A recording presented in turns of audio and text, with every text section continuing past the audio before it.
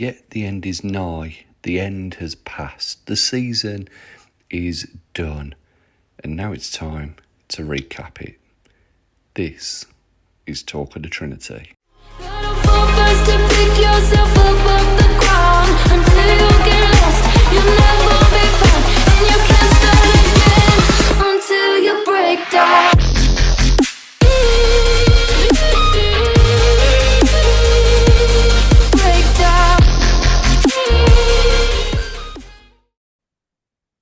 Hello and welcome to this red hot edition of Talk of the Trinity podcast. I am Baz Barrett.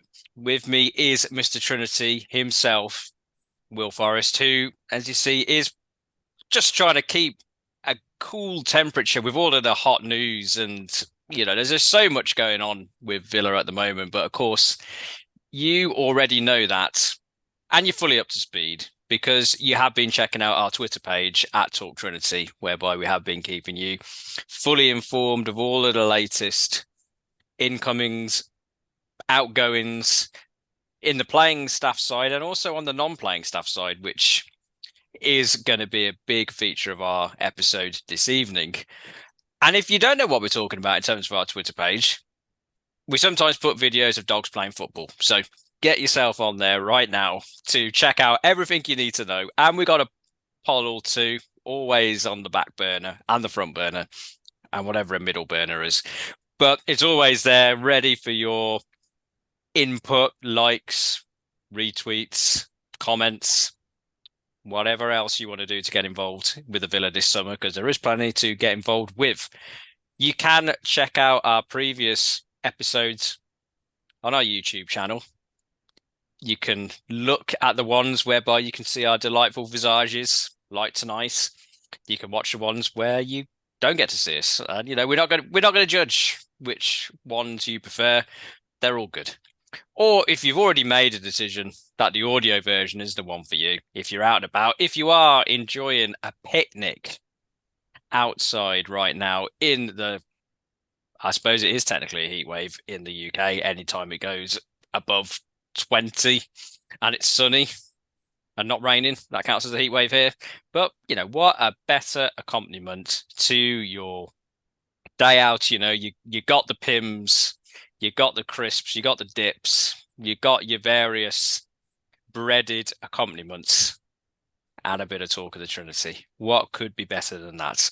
Well, I'll tell you what could be better than that. The episode that you're going to be listening to right now, in terms of a little bit of the past and a little bit of the present and a little bit of the future.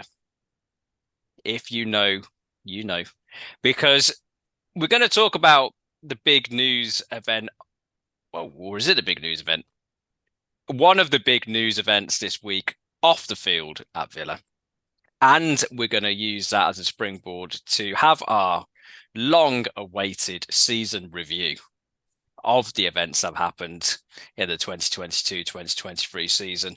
And because things are happening so quickly at the Villa now, we'll be talking about the future, because, past's done, present is already behind us by the time you've listened to this. So, we're all about the future. So now we have all our bases covered in terms of what we're going to be talking about this evening or this morning or the afternoon, depending on when you're listening or watching this delightful episode. Off the field, the big news over the last few days is the exit of Christian Perslow from his CEO role. In terms of on the field, as we previewed in our previous episode, we've signed Yuri Tillemans on a free transfer, which, as you can see by my co-host reaction, if you're watching the YouTube version, very pleased about indeed. And the first in hopefully a few more signings that are going to be coming in over the next few weeks and months. But a man who did have, for most of his 5 years at Villa, a big say in the transfers, Christian Perslow, leaves this week. A statement that was released by And on behalf of the club, very warm wishes for Purslow and gratitude for the job that he did. Amongst the Villa fan base, there's a little bit of a mixed reaction to the exit and to Purslow's reign in general. And, we'll talk about either side of that debate as we go on. But just your initial reaction when you found out the news, Will.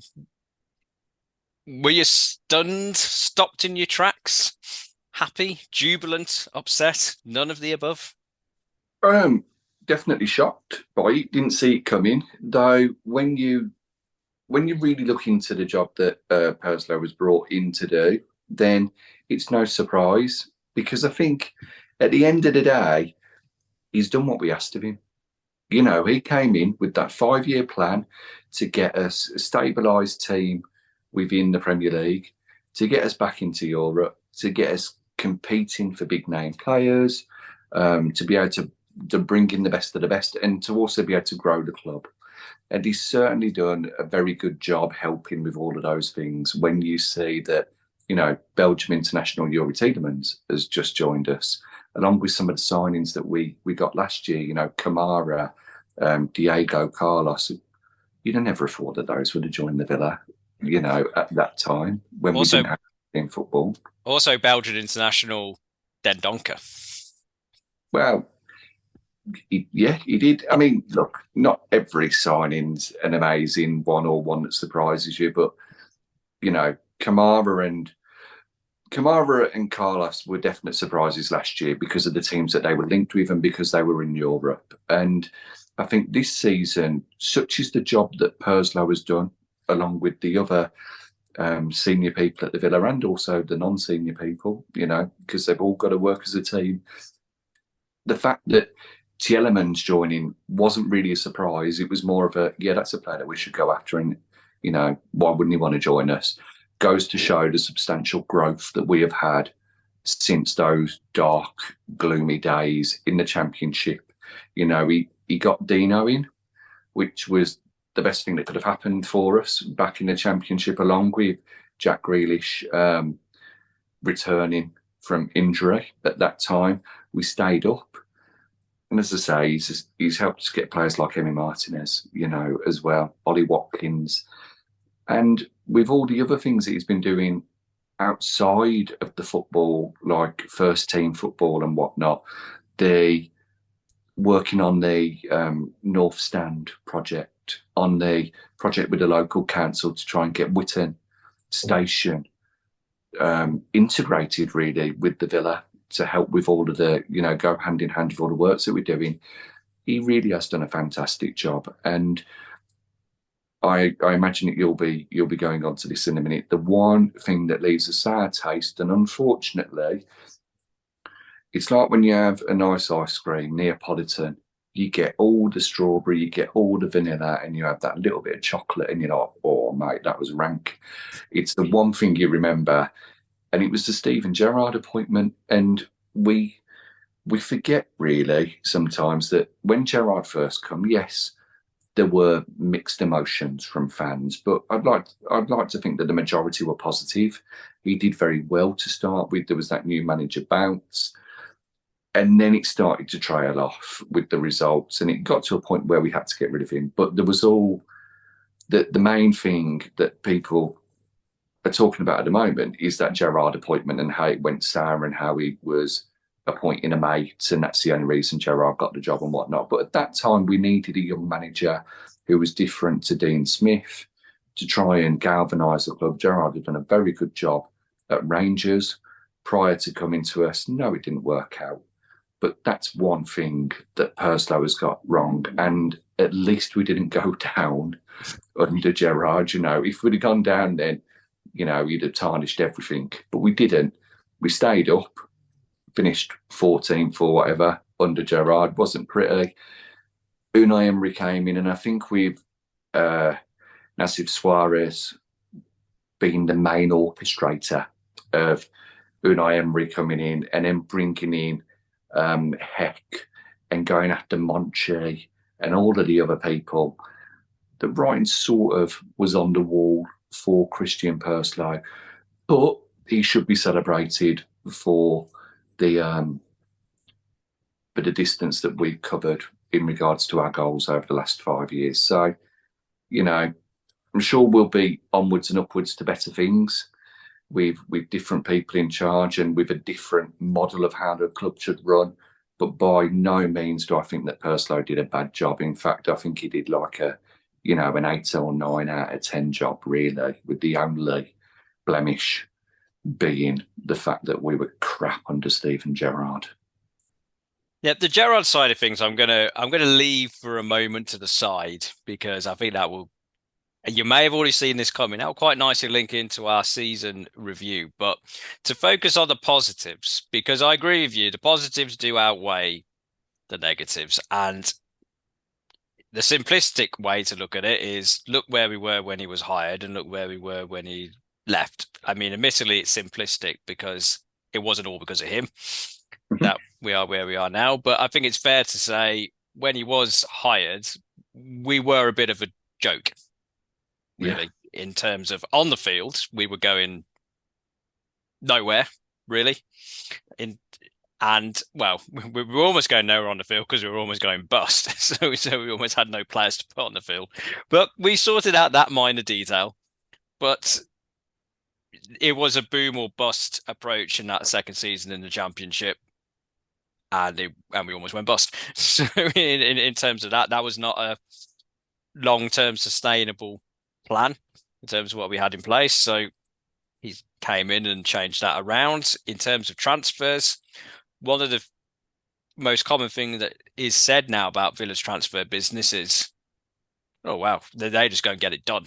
No real leaks until the deal is done or it's nearly done or it's so far advanced that the likelihood of it falling apart is very low. Beforehand, it used to be a bit of a running joke in terms of the amount of players Villa were linked with, and none of the transfers appeared to happen because it was use the Villa as get your staking horse out there, get some interest, and then get yourself a bit more money from a club. Yeah, agent gets a bit more, player gets a bit more. So we completely cut that out. I mean, we can name the transfers in where we're like, whoa, didn't see that happening. Danny Ings is the most obvious example that comes to mind. Absolutely nobody saw that coming. You could say in terms of maybe it was a bit of a reactive transfer, but it's better to get your business done before somebody can come and gazump you if that's what you believe. And he turned that round off the field. So we was part of that process as well. So very well respected Villa are now in terms of getting their business done. In terms of influence away from Villa but still off the field, in terms of the Premier League meetings between the 20 Premier League members, it's generally spoken very highly by other people who attend those meetings, seen as somebody who will stand up for the interests of the so-called smaller clubs or the non-Super League clubs, the ones who will try and hold them to account. Also, along with I've heard in terms of Brighton's representative there as well, and we've remarked very positively in terms of Brighton and how they've conducted their business and operations over the last few years. So to be in a similar bracket to them, I think speaks well of both of us. But yeah, always putting the interests of the league first and not afraid to put a word in or two and to promote the interests of Villa in the Premier League as well. So I don't think his influence in that sense can be disputed, or it certainly can't be disputed that it was positive or meant in a positive way in terms of that.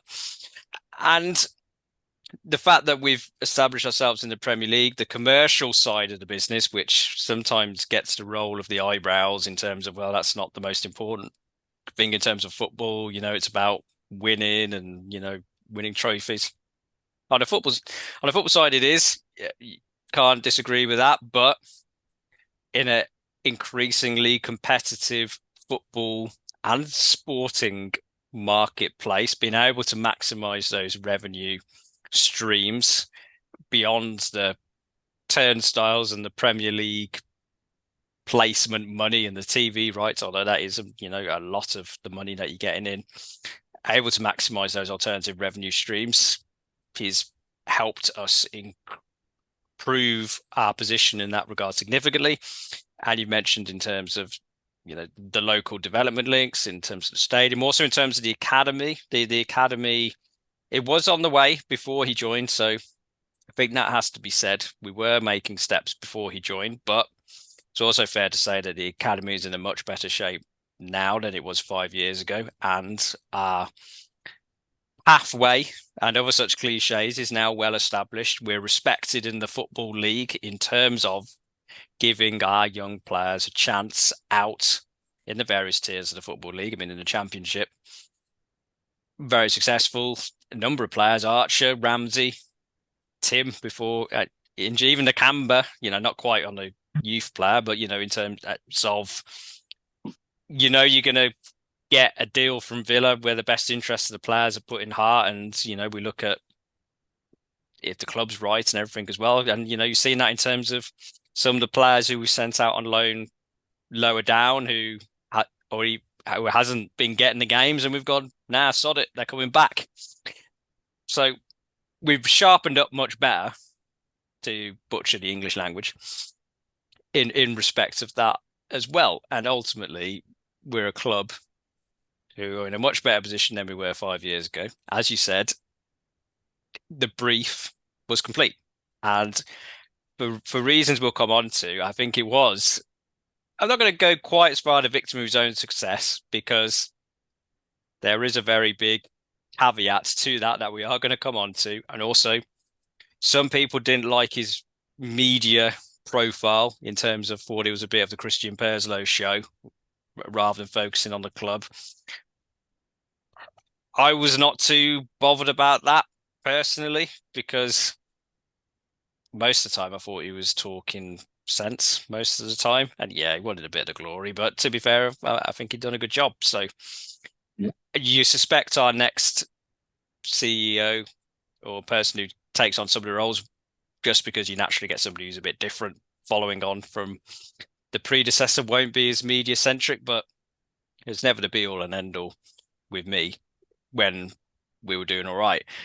But linking on to the reason why we decided to do our season review whilst talking about Perslow is the Gerrard in the room, as you mentioned.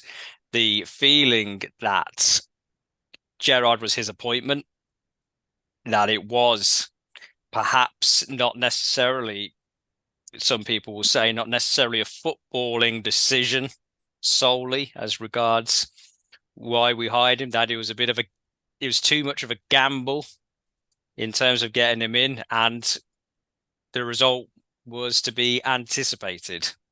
As you mentioned, resulting we had to sack him. So I think that's the place to delve in to begin with our season review. It's the tale of two halves, or I don't think it was literally 50% equal in terms of the games. There's the Gerrard era and there's the Emery era. The Gerrard era ended on a Thursday night away at Fulham after, from my personal perspective, probably one of the worst Villa performances I've ever seen. And I don't say that lightly, mainly because I've seen a lot of terrible Villa performances. So to have it up on that echelon is serious business indeed. You could tell it was that bad. And I don't know if this was literally true, but in the spirit of a friend of the show, if a story is that good, you don't want to do too much digging to find out whether it's actually bollocks. The story that he got sacked before the coach left, so he had to find his own way home. Don't know if it's true. Good story, though. That summed up how bad that performance was and the position that Villa were in at that time. It had gone very badly wrong very quickly in terms of just outside the relegation zone at that point.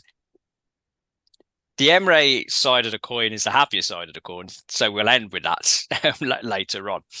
But I'll throw in this because we will hold our hands up, and this is a preview for our next or one of our upcoming episodes when we look back at our Premier League predictions that we made during the start of the season, before the start of the season or near the start of the season. And then we had another go near the end of the season. And some of those predictions were shockers. Spoiler alert. Some were good. But we both had Villa coming in the top 8. You had them 7th, which is where we finished, and I had them 8th. So they finished roughly where we thought they were going to. We both made those predictions when Gerrard was in charge. So we both had a belief that we were going to achieve something with Gerrard in charge. That very badly proved to be incorrect very, very quickly. I think after about 30 minutes of the first game, I think we might have realised that perhaps it wasn't quite going to work out the way that we thought it did. But I think there was always the belief that we had the players. I think was the fundamental reason why we made our predictions. We thought we had good players. And where we finished under Emery proved that we did. So we were half right. But in terms of Gerrard, obviously he got sacked when he did. And I think we all agree it was the right decision. And nothing's happened since then to change our viewpoints in that regard. But in our alternate horrible timeline of history, where we don't get rid of Gerrard, and he fights on or clambers a bit longer, or we give him to the World Cup and it keeps going. If he was in charge, game 38, do you think Villa would have gone down? No.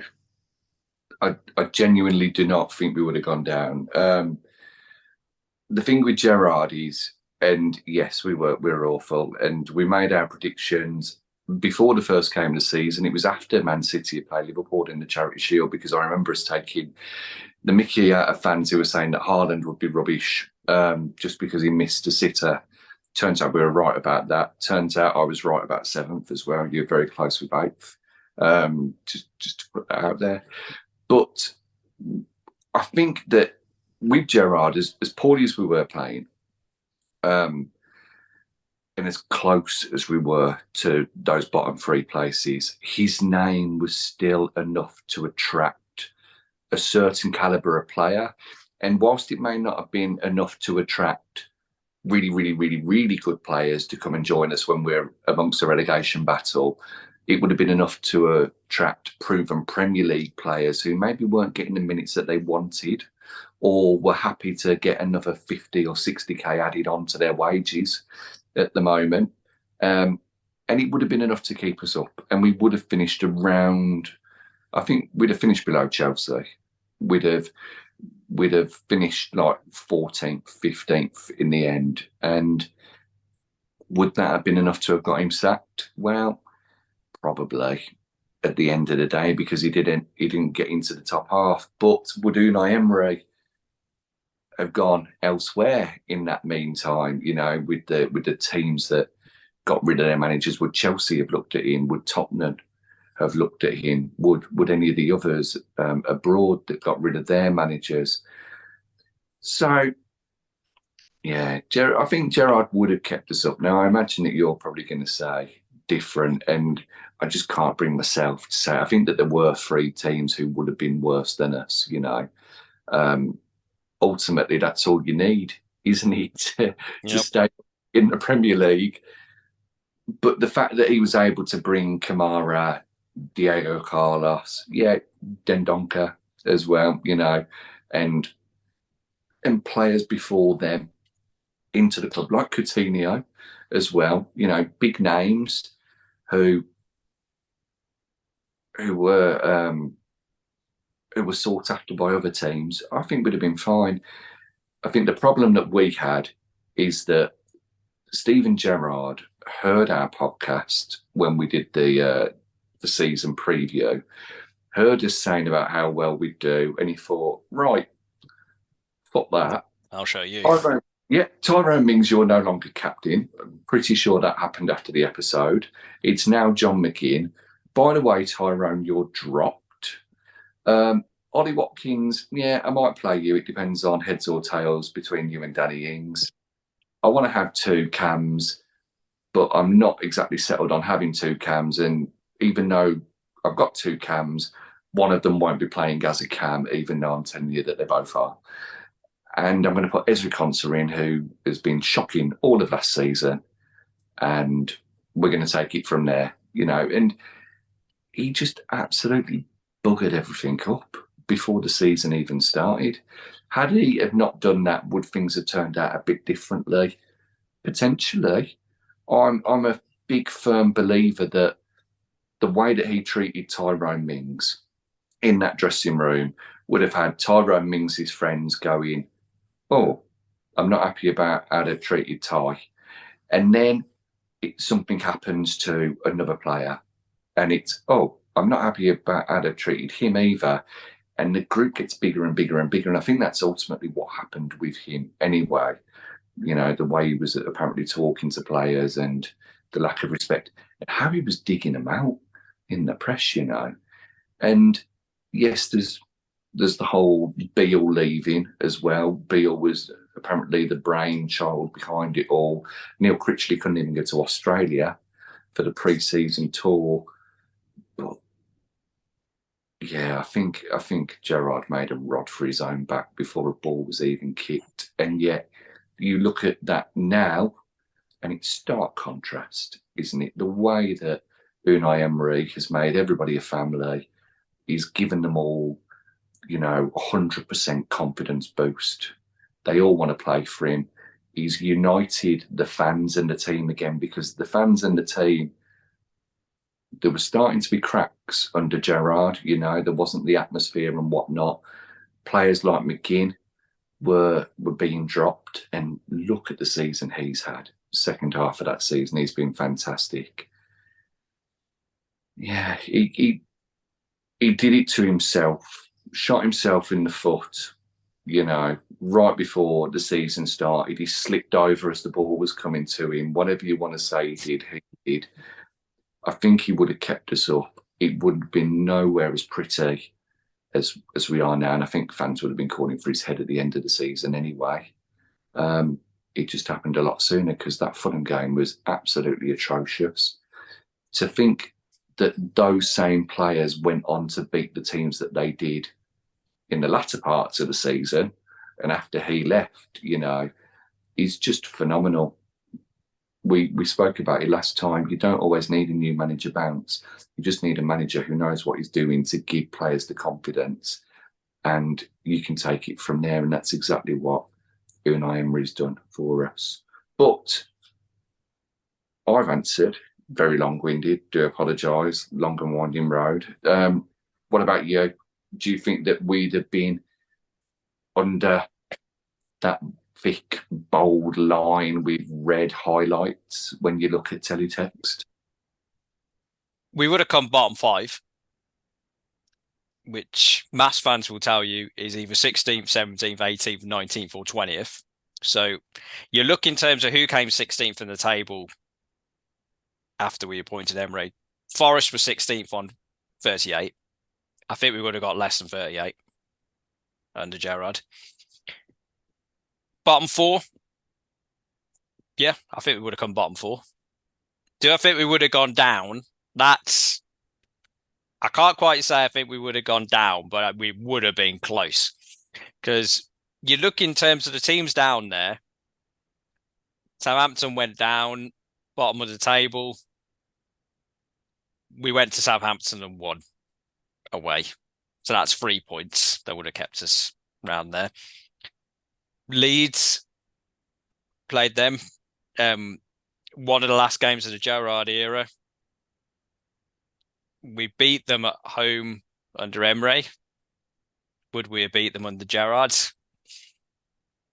Possibly would have got a draw because Leeds, they weren't great themselves. Leicester, well, funny enough, we lost to Leicester under Emery and we beat them. So we'll call that a draw in terms of that. Everton, we won away at Everton after they beat Arsenal. Would we beat an Everton under Gerrard? Yeah, maybe not convinced.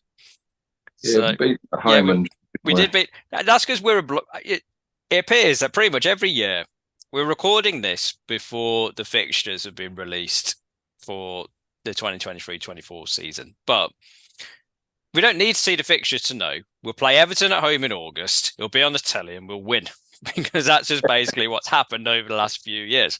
So Gerrard doesn't get any credit for that. Those few results, I think it would have been close.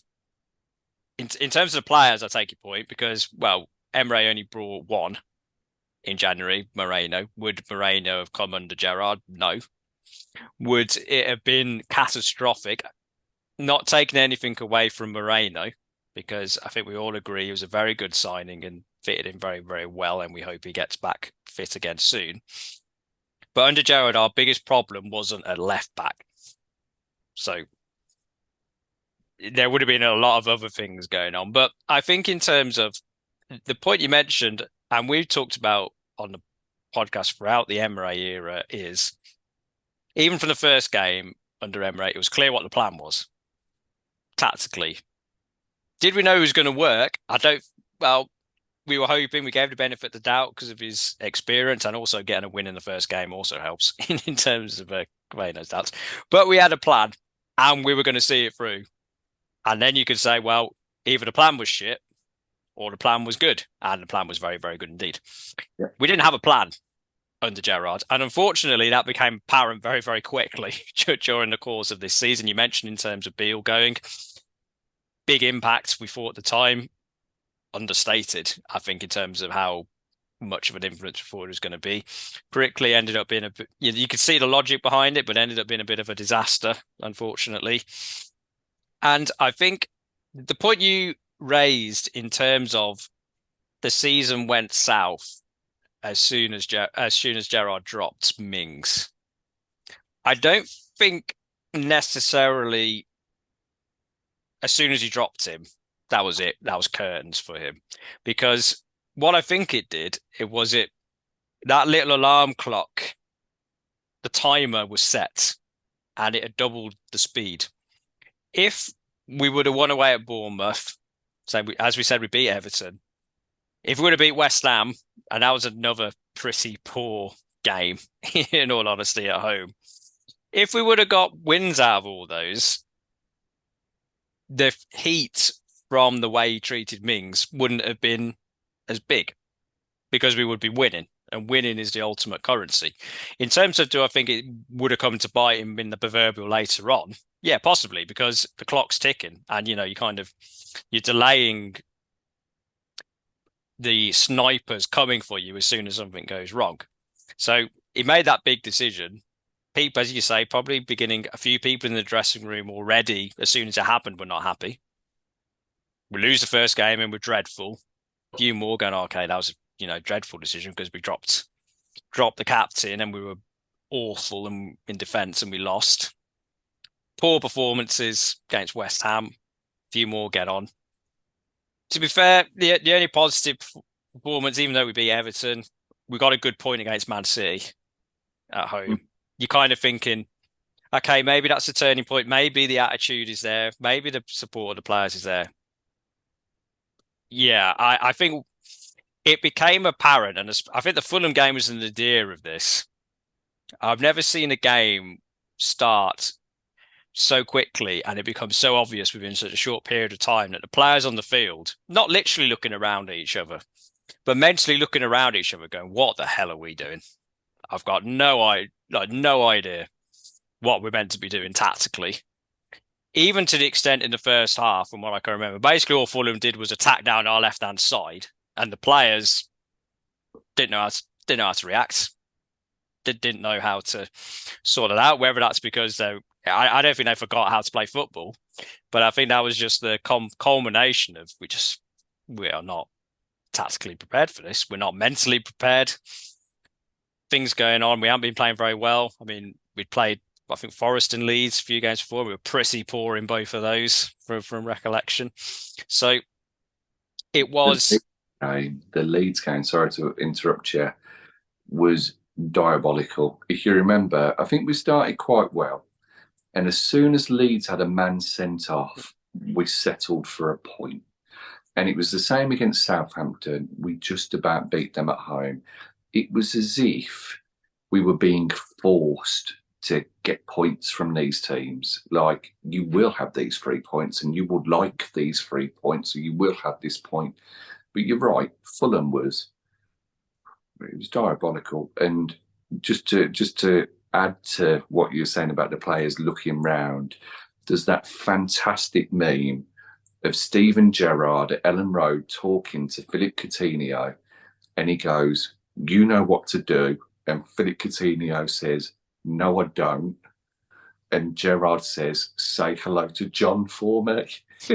Cracks me up every time, but it goes to show that's exactly what it felt like.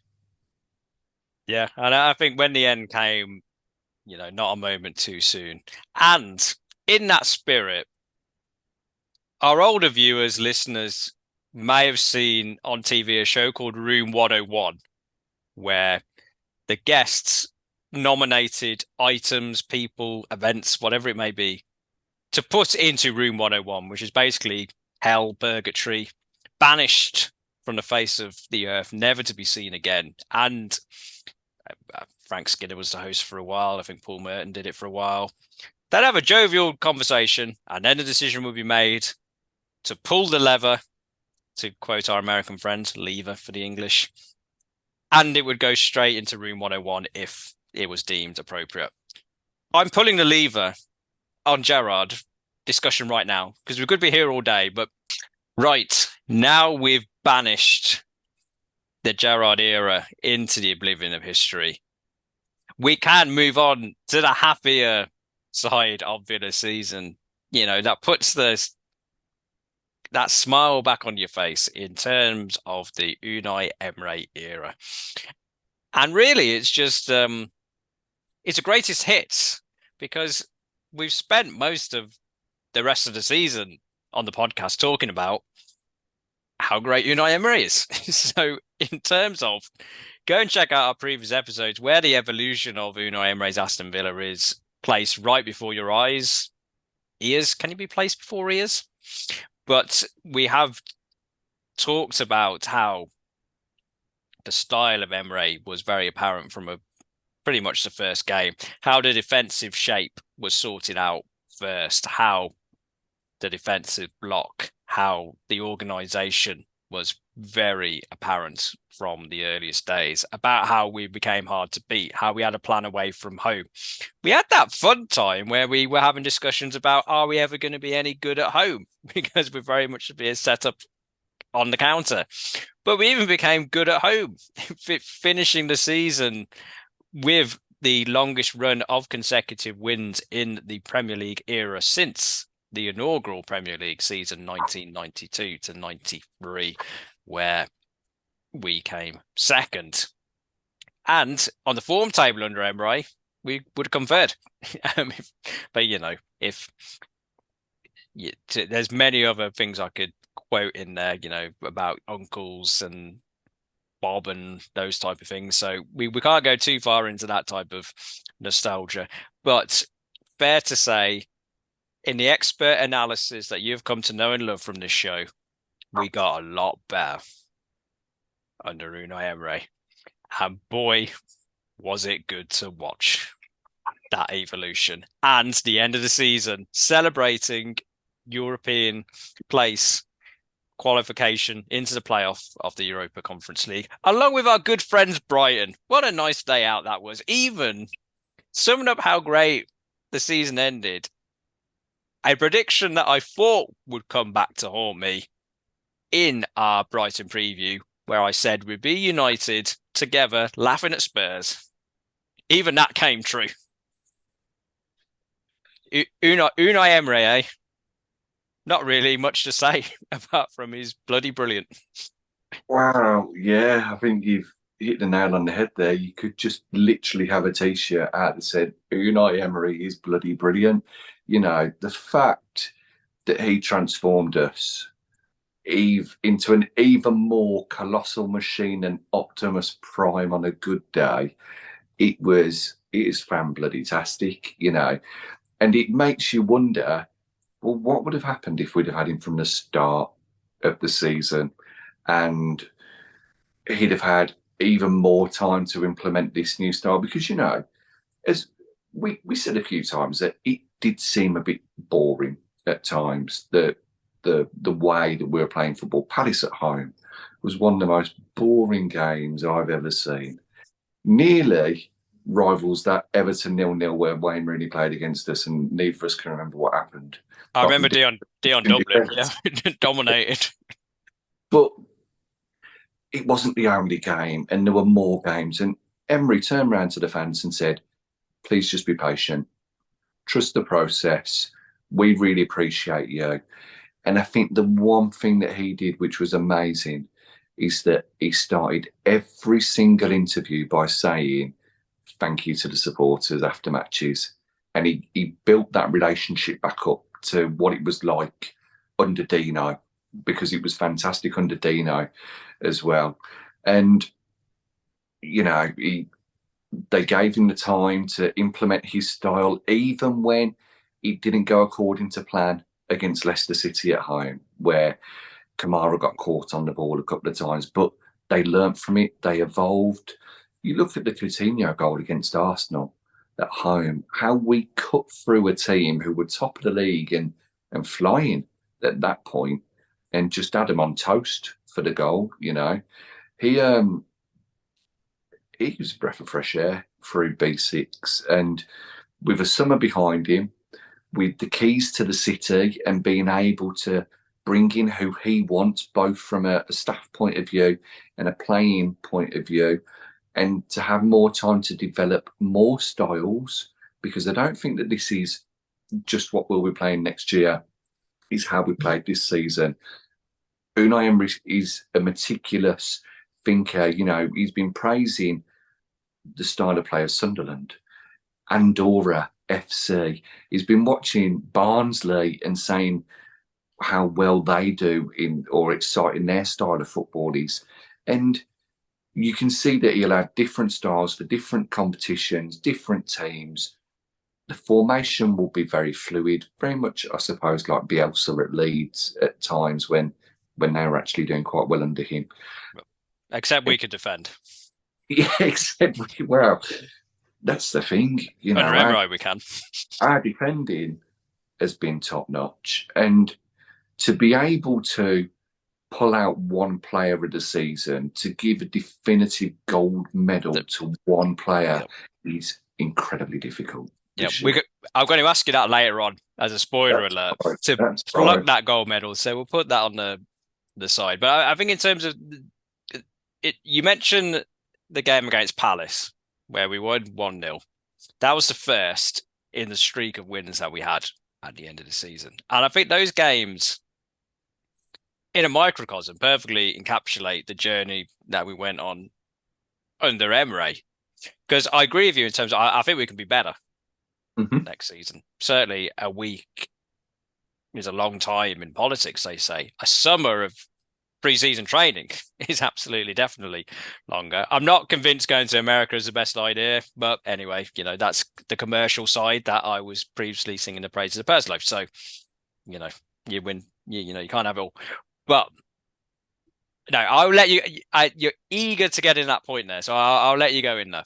I can see. To be honest with you, I couldn't care whether we play a bunch of 5-year-olds from Timbuktu. He'll be fine with everything that he does, and he'll be getting it right. But the thing about Emery and what he has done is that when you looked at the last 3 matches of the season, and you saw that there were teams who were closing the gap towards us. And there was talk of, well, Villa won't get into Europe anymore. Tottenham are going to get into Europe. Or look, Brentford could get into Europe now. Villa have still got Tottenham to play, Liverpool to play, Brighton to play. It was only Villa fans who were going, yeah, and it's very much at the moment akin to Ron Saunders and the most famous quote of, do you want to bet against us? Because I feel, as a Villa fan, that all other Villa fans think that we can get a result no matter who it is we're playing, that he will have studied that team for the last 9 years, know everything about the players, their grandmothers, their pet hamsters, you know, and be able to tell them, well, this is what you need to do to win. And one example of that was, okay, it came from the Tim Sherwood book of tactics. If you believe the Birmingham City League Cup win, when we won 1-0 with the Jested header against Tottenham, I'm sure John McGinn said, yeah, at half-time, we thought that we'd done okay. We were glad to be 0-0. And Emery went, you've done everything I wanted. It's gone perfectly. Now we're going to go and win. And it was sort of like, oh, you wanted us to play like that. Yeah. I should say we were winning at half-time. It was 0-0 at half-time.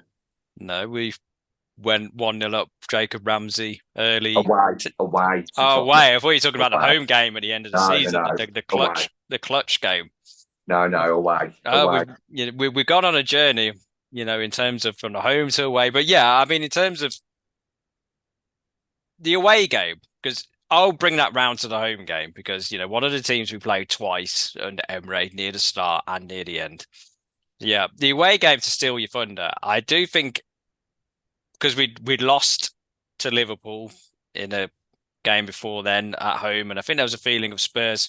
They had not gone full Spurs at that point. So I think there was a feeling of, yep, this is going to be a tough game. And, defensively away, we've been looking okay, but let's see how it goes.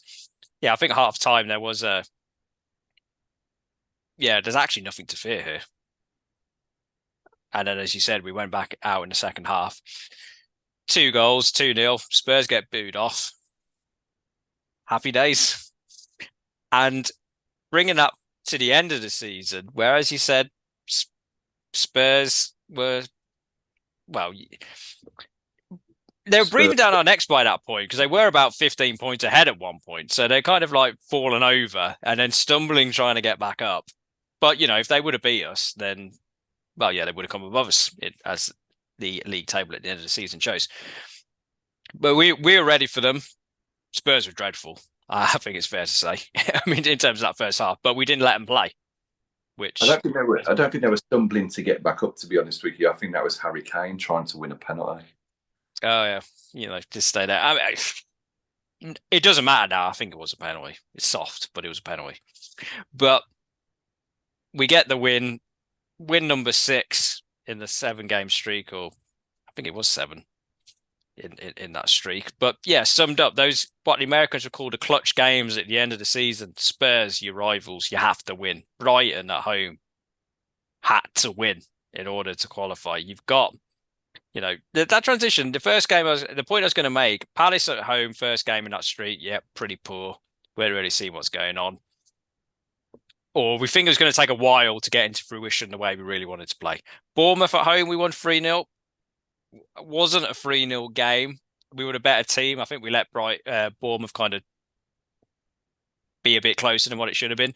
And then it got to 10 minutes. And we were like, all right, lads, let's finish this off. 2 quick goals, bang, let's go home. Get it done. Forest at home, comfortable win. I mean, Forest were poor away from home during the course of the season. Fulham at home, and first half okay, second half we're kind of hanging on. Spurs, as we mentioned, Brighton, as we mentioned, clutch games, had to win, got it done, and we get to put out the proverbial victory cigars and toast our 7th place. But the point I want to try and bring it in a bit different, apart from I knew my Emery is great, because we all agree he's great, and we'll talk about players and such things. The Perslow situation, because we were talking about in the first half about how he will be linked with Gerrard and that appointment, rightly or wrongly. And I think we're both on the same page that he did a lot more good during his time at Villa to avoid, or he should avoid, being damned entirely for that Gerrard appointment. It didn't work. The Emery appointment, it's a situation, I suppose.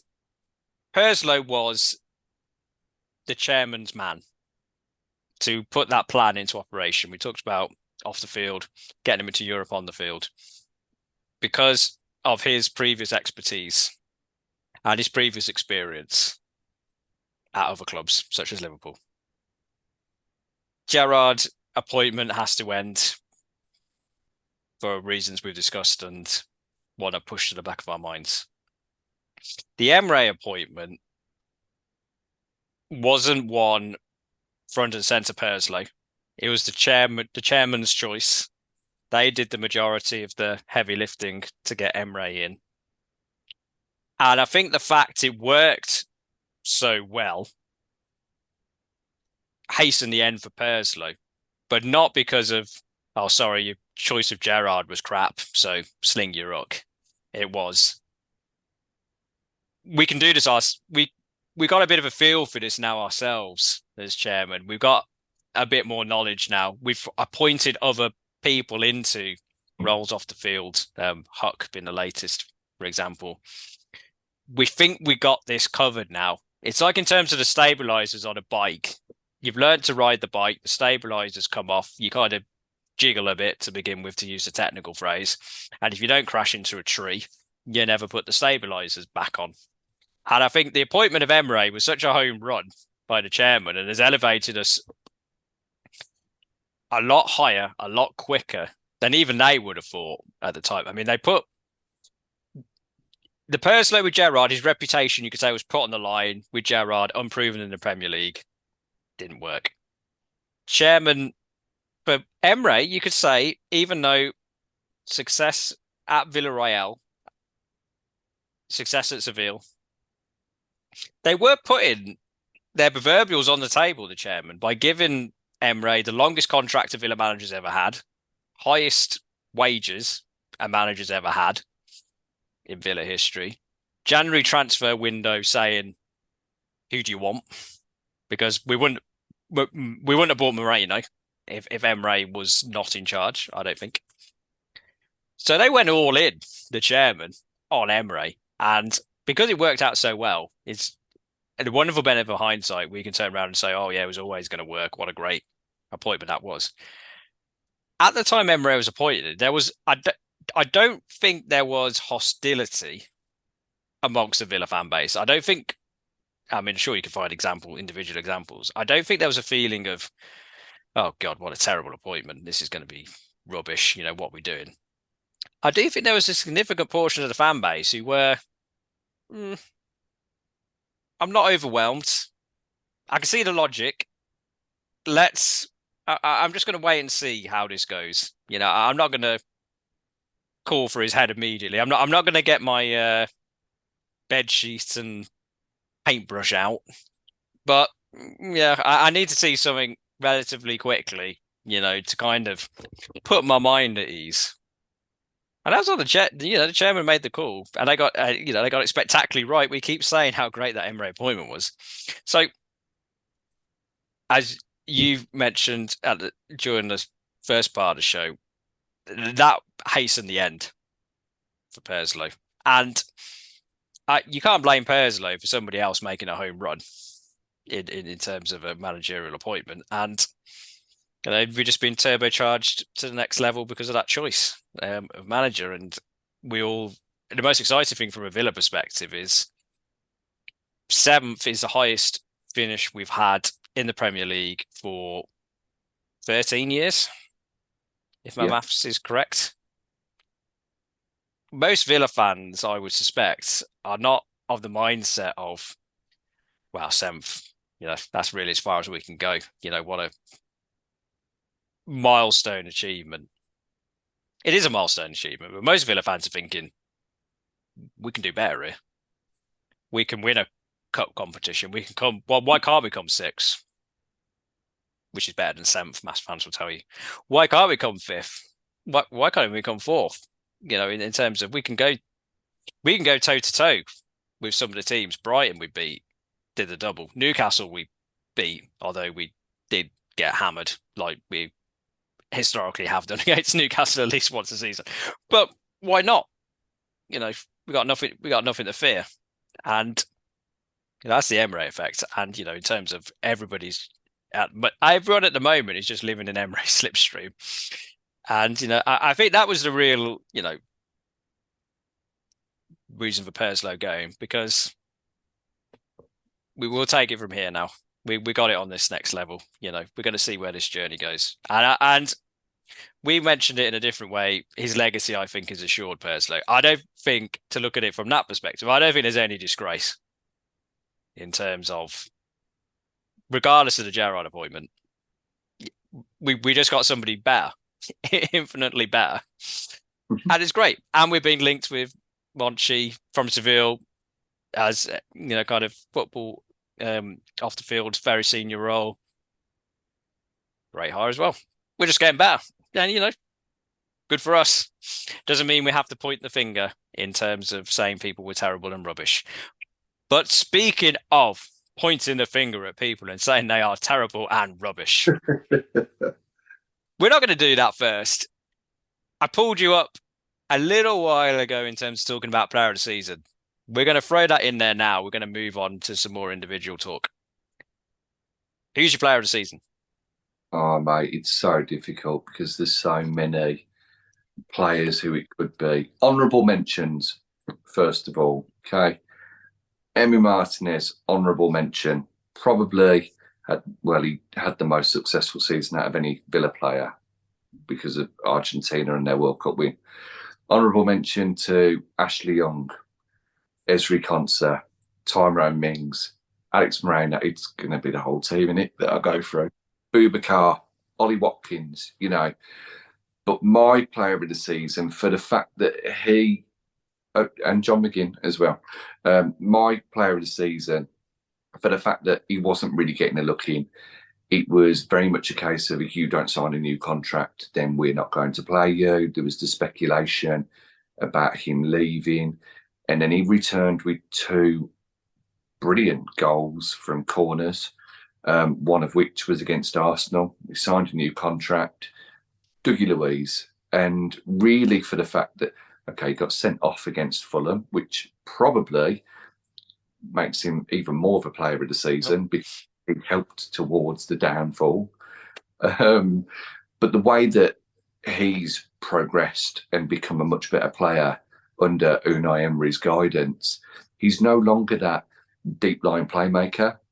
He's an all-round centre midfielder who can carry the ball forward, progress with it. He's been adding assists, he's been adding goals, his best goals and assist tallies for the club since joining. For me, Douglas Luiz shades it.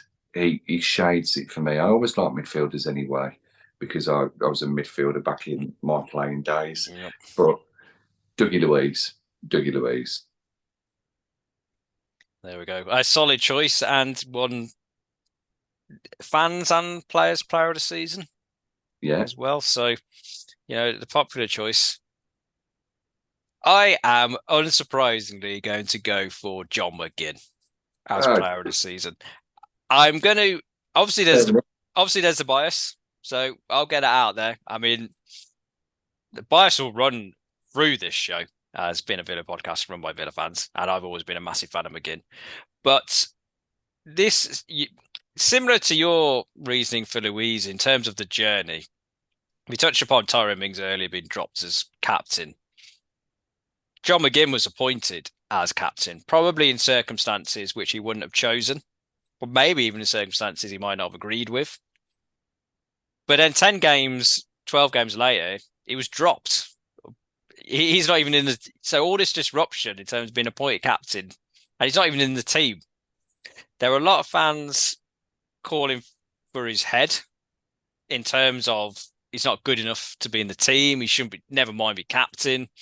You know, never plays for us as well as he does for Scotland. You know, he bangs them in for fun for them and just runs around kicking people with Villa. Why, you know, I did see some Villa fans say he's a championship player. Comments like that. And I think to come back from that, to play in different positions under Emery, moved in kind of initially to that right-hand side role and then kind of deeper in midfield. So showing that versatility, which he's never really had to show too much of at Villa before, and to excel in roles equally as well. To retain the captain's armband, to have such a positive impact on the team. It's a redemption story, and as you said, there's a few in the Villa team during the course of the season. So it's not to say that his was the only one, but I think in terms of even in the darkest days of all the McGinn bashing, my view was always we're a better team with an on-form McGinn than we are without him. And I think the Emery part of the season demonstrated that that's correct. I mean, the Emery, Emery came in. I don't think we would have put him on the right wing, but demonstrating the fundamentals were always there for him to have a big impact on this team. And he has, and I hope he continues to do so. So I teased in terms of maybe throwing some negative comments in about players, but I think we've thrown the curveball there. It's not a season for going too negative about players. We're all about the positivity in terms of we're on the upward curve, onwards and better. We've mentioned in terms of Tielemans coming in. I will put a sidebar in that. I did speak to a Liverpool fan about the signing of Yuri Tielemans and the links with Alex Oxlade-Chamberlain. A Liverpool fan said to me that Oxlade-Chamberlain was much better than Tielemans. Once I'd stopped laughing, and in terms of talking to other Villa fans who were not happy, shall we say, with the prospect of signing Oxlade-Chamberlain on a free. I'm going to throw that in there now as a sidebar. What are your thoughts on if we sign Chamberlain? I trust Unai Emery implicitly. I think if Oxlade-Chamberlain was to join us as a centre midfielder, I'd be trepidatious, but I trust Emery. He'd obviously be doing it for a reason. I'd be more open to him joining us as a wide player, like he was when he first started out at Southampton and at Arsenal before he made the move to Liverpool and moved inside to centre mid. I think we've got a fantastic array of central midfielders. I think we've got a fantastic array of central midfielders who can play out wide as well. I think there's other more pressing areas that we've got to go for and target first of all. And if he was to come in as a wide player, there's better wide players out there. That's my view. I trust Emery enough. He knows what he's doing, So yeah. For me personally, if he's fit and it's a decent wage, then a free transfer you can't really argue about. But it's that if for me. I just don't think he's ever going to be fully fit to the extent you can rely upon him for 30 games a season, which if we're going deep in cup competitions, we'll need to.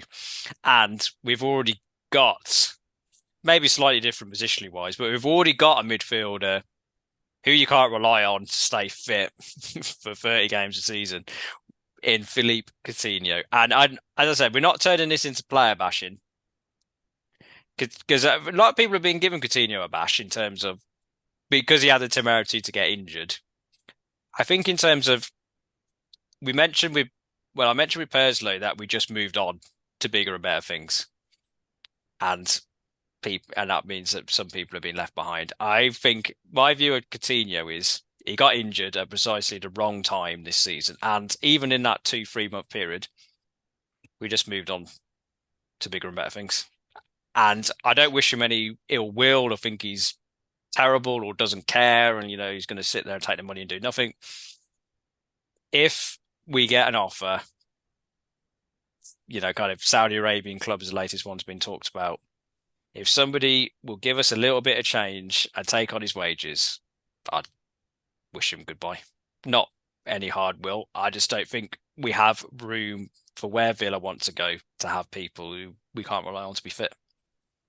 Yeah, I think as long as we don't sell any other players that play in the positions without replacing them, then I think if you were in this day and age, I do genuinely feel that Coutinho, a fit Philippe Coutinho, could do a fantastic job for us in some of the competitions that we're in. Yeah, that if he's fit, yeah. I just don't think we can rely on him to be fit. I had a Twitter exchange, polite one, with somebody about Coutinho, and it was he can't stay fit and whatnot. And my response was, well, McGrath and Larsen's fitness was managed at a time when sports science was nowhere near as advanced as it is now. So maybe we could do. However, if we were to bring in a Harvey Barnes or a Pedro Goncalves or a Samuel Chukwueze or, of the like, I mean, there's been tedious links to James Maddison as well. But one of those sorts of players or two of those players that can play out wide, I think that they're better suited and better players than Philippe Coutinho at the moment. So I would say to him, thanks for coming. Thanks for lifting the club, because we needed that when you joined. All the best in Saudi Arabia. I'll probably let him leave on a free at that point because of the wages that he's on, though. If you can get some cash for him, that would be great. And who knows, if the rumours of Steven Gerrard going to Al Ettifaq are true, then maybe Philippe Coutinho will be one of the players that he looks at to take with him to get the band back together.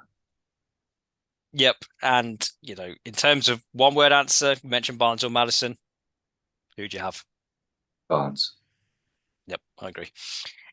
Back on the positive review boat, moment of the season? Oh, moment of the season has to be the euphoria around Villa Park on the last day of the season against Brighton. Even just watching it on the telly, but seeing John McGinn do John McGinn things with that arse in the corner, to win the corner.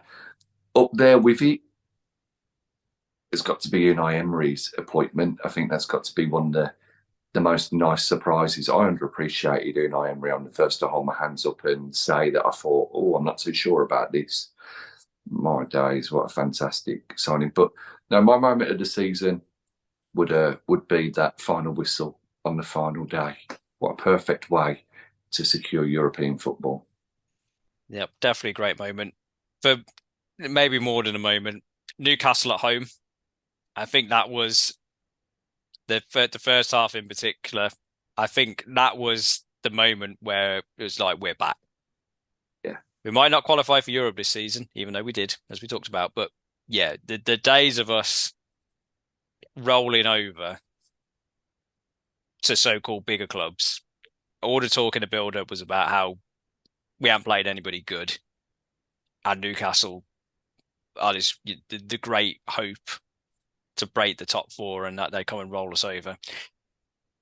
There were some Twitter exchanges between players of both teams, which added an extra enjoyment to the result as well. But yeah, over the course of the season, we scored the most goals within the first 15 minutes of teams in the Premier League, and we absolutely smashed them in terms of Newcastle. And then we got at them, could have scored after 30 seconds, didn't let it phase us, kept going, and we could have scored more.